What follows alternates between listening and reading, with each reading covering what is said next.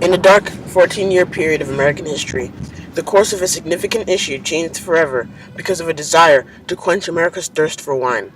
The Windy City, as Chicago was known, was in the center of the media spotlight concerning Prohibition.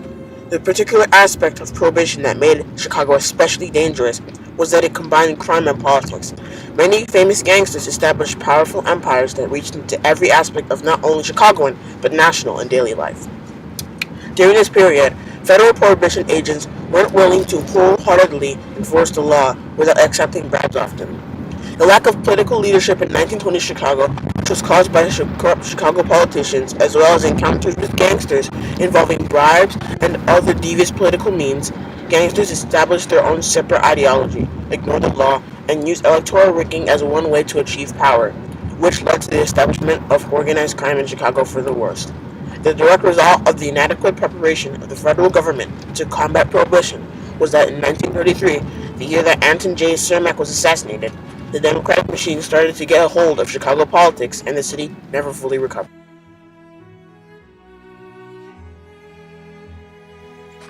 The countdown to Prohibition began as early as 1840, when 6 strong alcoholic drinkers at a tavern in Baltimore agreed to totally prohibit themselves from drinking any percentage of alcoholic content.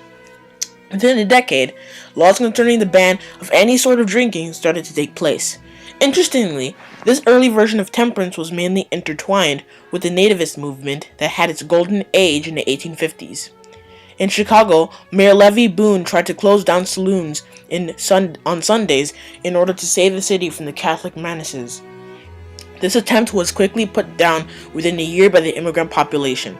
Likewise, similar crusades and smaller movements across the country to ban saloons initially picked up steam, but eventually died down. Everything changed in 1873 when, in December, women stationed outside saloons in Hillsborough, Ohio, began to lobby the brewers and the people who were drinking the alcohol to stop entirely. In the following weeks, this effort led to Mother Thompson's Crusade, as it was called. This movement swept across the Midwest and briefly turned national attention to the prospect of temperance and prohibition. Additionally, the Women's Christian Temperance Union, or the WCTU, was formed the next year in order to augment the gains of the past year for the temperance forces. However, the temperance advocates were mainly women, and they were opposed by the United States Brewers Association. So, in order to make a difference in the legislative law that would enable prohibition, women needed to be able to vote. As the women campaigned against alcohol, they realized they really couldn't have full effect unless they also had the vote. Similarly, women who were campaigning against the vote had reason to vote against, to be against the alcohol, because the leading opponents of suffrage for women were the brewers and the distillers. They knew that if women got the vote, it would make it easier for prohibitory laws to be passed. So the brewers and the distillers campaigned against women's suffrage, which only made the women more anti-alcohol. So when they finally got the vote, you knew which way they were going to. Association. So, in order to make a difference in the legislative law that would enable prohibition, women needed to be able to vote. The problem was that the 19th Amendment, which guaranteed voting rights for women, would not enter the Constitution for another 4 decades. During the 1890s, only 4 states gave full voting rights to women, so there was a lot of work to be done. Fortunately, in the years leading up to Prohibition, almost half of the country gave voting rights to women, which meant they could influence and make the prohibitionary laws more viable. When World War I began in the summer of 1914, in America, while Woodrow Wilson vowed to keep America out of the ongoing conflict in Europe, he did turn once again to domestic issues such as temperance and the idea of banning alcohol. During the same period in Congress, Representative Richmond P. Hobson introduced an amendment bill that would legalize prohibition. His bill did not pass, but it was an important turning point in the fight for prohibition. As the war in Europe started to involve the deaths of American passengers on liners that were sunk by German submarines, the anti-German hysteria started to build up, and it dramatically changed the way that the WCTU and the newly formed Anti-Saloon League, or ASL, were viewed by neutral parties that didn't have a preference. Few could imagine how the year of 1919 could have changed the entire political spectrum and turned the whole world upside down, The simple reason was because 1919 was the year that the 18th Amendment constitutionalizing prohibition came into being.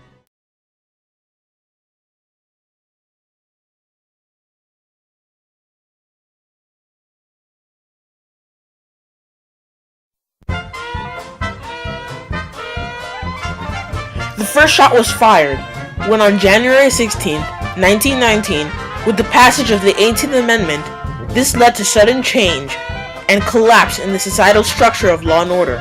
People now felt the need to go into the lucrative alcoholic trade of goods and the money that... This is what happened in Prohibition. A version of that was that on any given day, you could walk into virtually any office in the Senate or House office buildings and find congressmen having drinks at the end of the day, even though they were the ones who were passing the laws that said you couldn't have drinks. Flowed and benefited many people.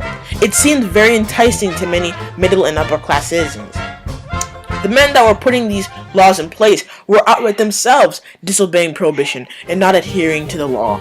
On many days, you could find whiskey bottles in the speakeasies of many of the ardent wet or anti-prohibitionists who were committed to repealing prohibition as soon as they could. You could also virtually walk into any hall in the Senate chamber to find the men that passed prohibition having a drink at the end of the day, as Mr. O'Krent quotes. As early as 1923, the lawmakers that put prohibition in place realized that prohibition was a failure and a disaster in practice. As grandiose as it might have been in theory, many thought that prohibition would be in the Constitution for a while. But events started to change and take a whole different direction. 6 years later, the stock market crashed. The country instantly had no capital gains, and soon the whole world went into economic depression, and there was an instant need for revenue. The only way that the U.S. would be able to start getting revenue was to legalize beer once more.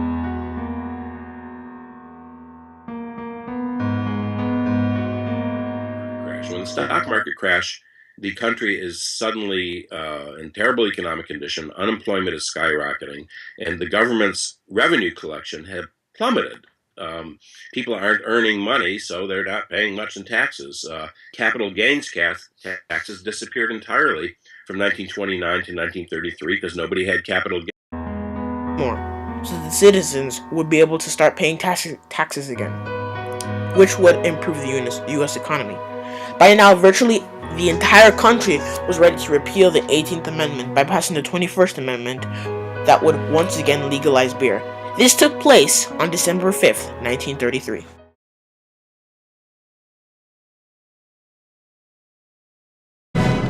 The short-term impact of prohibition could be measured in the amount of wine intake the country experienced in the years immediately following prohibition.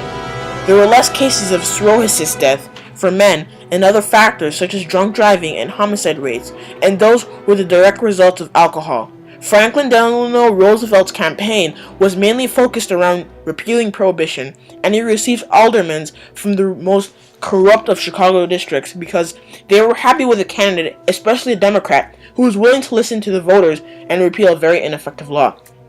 In the years before World War II began, the criminal gang empire was starting to break down as federal prosecutors were finding accusations that could be thrown against the gangsters, and bribes became less common. The way that the gangsters had no avenue of escape left. Al Capone was finally prosecuted for tax evasion in 1931, and in the following years, the government figured out how to contain him and make him powerless, something that Capone despised.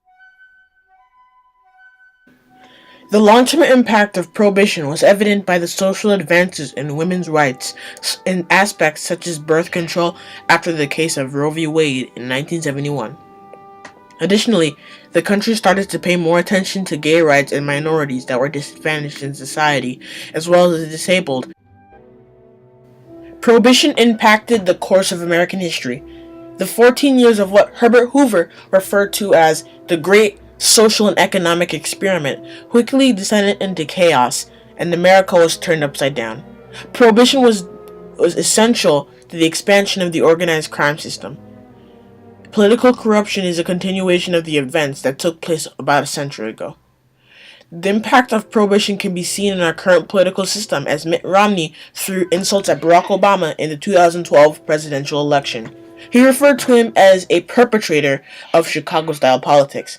Prohibition dictated the discussion of 5 presidents and still lives on as the remnants of the once mighty gang empire that is now disintegrating, and the last reminders of what happened in those 14 eventful years are now starting to be revealed in detail.